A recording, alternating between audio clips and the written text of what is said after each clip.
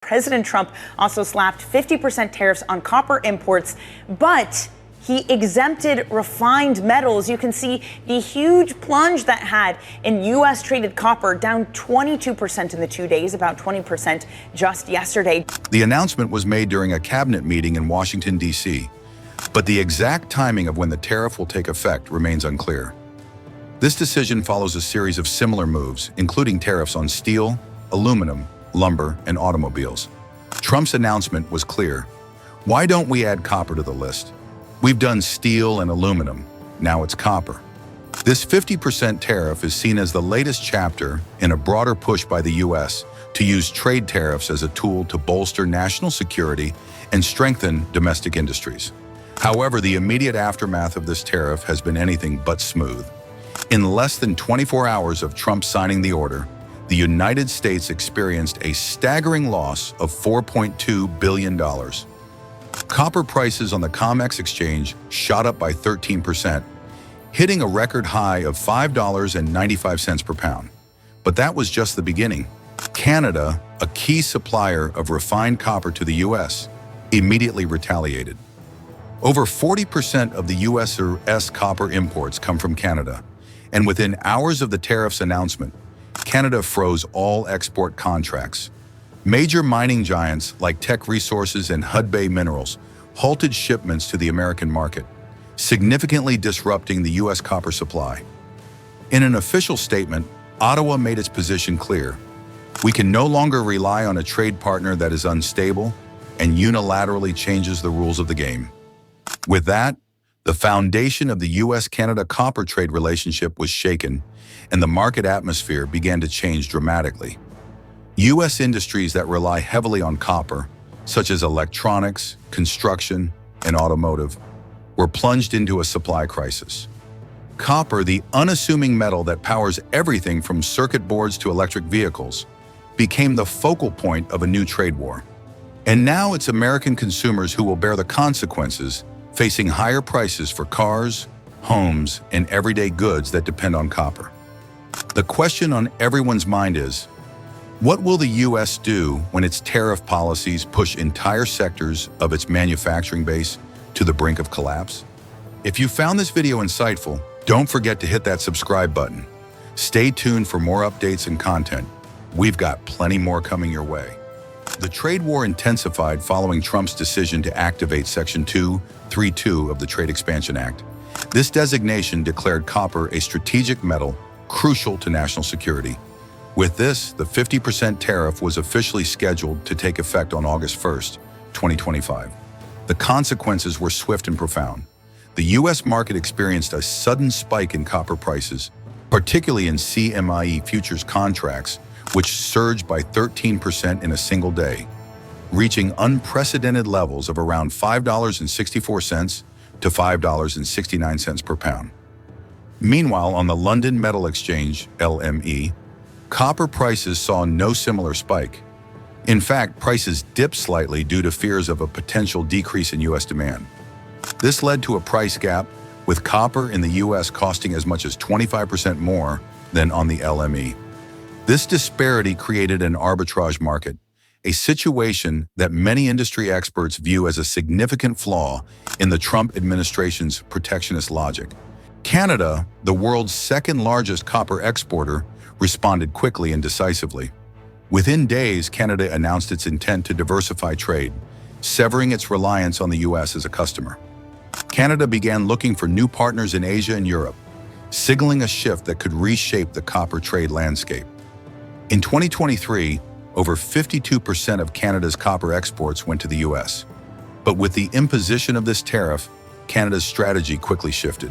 Mining giants like Glencore in Quebec had no choice but to reconsider their markets. They began pivoting to Japan, South Korea, and China, moving away from the U.S. and rethinking their entire supply chain. This was not just a symbolic gesture, it was a calculated move to secure Canada's position as a global copper supplier. Independent of the U.S. experts have warned that if the price gap persists, the U.S. could face a situation similar to the economic isolation seen during the Hoover era of the 1930s. Protectionist policies during that period led to a global trade freeze and prolonged economic stagnation. Now, with copper prices soaring and Canadian supply being rerouted, the U.S. is teetering on the edge of a similar crisis. In 2024, the U.S. imported roughly 810,000 tons of copper, primarily from Canada, Chile, Peru, and Mexico. Yet the U.S. only produces around 50% of the refined copper it consumes. Domestic refining capacity is limited, with plants like ASARCO in Arizona closing due to their inability to meet demand. This means that the 50% tariff doesn't address the underlying supply problem. Instead, it exacerbates the situation, driving up prices, limiting availability, and increasing the risks of prolonged supply chain disruptions. While the U.S. hoped to reduce its dependence on foreign copper by implementing tariffs, this strategy has led to skyrocketing prices, especially in the U.S. market. The Canadian response, pivoting to new markets, has created a major imbalance in the global copper supply chain, and the U.S. is paying the price. This tariff policy also triggered significant challenges in other sectors of the U.S. economy. The automotive industry, which relies heavily on copper for electric vehicles, is already feeling the strain. With copper prices soaring, the cost of manufacturing electric vehicles, EVs, has risen by approximately $90 per car, according to analysts. Major players like Tesla and Ford are reporting millions of dollars in losses, and some EV projects have already been postponed due to shortages of this critical material. Small manufacturers in states like Ohio and Indiana, who rely on imported copper for wiring and electronics, are also feeling the pinch. Imported copper wire prices have jumped by 18%, causing these businesses to lose contracts to overseas suppliers from countries like Vietnam and Thailand, where copper prices remain more stable. Utility companies in the U.S. are also experiencing a sharp increase in material costs, forcing them to file for emergency electricity rate hikes. Copper-based materials, such as conductors and transformer cores, have increased in price by 22 to 25%. This has resulted in higher utility bills for American consumers. The ripple effects of the 50% copper tariff are far-reaching. The construction sector is facing rising prices for insulation materials, while the EV industry is grappling with supply chain delays. The energy sector is fighting to stay afloat by raising prices. The result? U.S. GDP is projected to shrink by 0.5% in the coming quarter, as industries stall and businesses lose a combined $4.2 billion. Exactly the amount of copper trade that Canada effectively froze. The most significant consequence of this tariff, however, is felt by the American consumer. From power bills to home repairs to new cars, all of these costs will increase as copper prices continue to rise.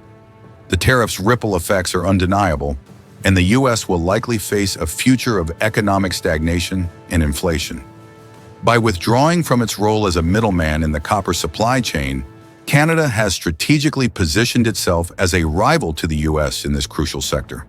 With a $1.8 billion investment plan to expand copper export capacity and build new infrastructure, Canada is transforming from a mere supplier into a serious competitor in the global metals market. This new era in the copper trade has far-reaching implications for the U.S. economy. The question remains, is this tariff truly a great deal, or is it the beginning of a self-inflicted rupture from the global trade network? Only time will tell, but one thing is certain. The 50% copper tariff marks a pivotal moment in the global trade landscape, and the American consumer will bear the costs for years to come. If you found this video insightful, don't forget to hit that subscribe button. Stay tuned for more updates and content. We've got plenty more coming your way.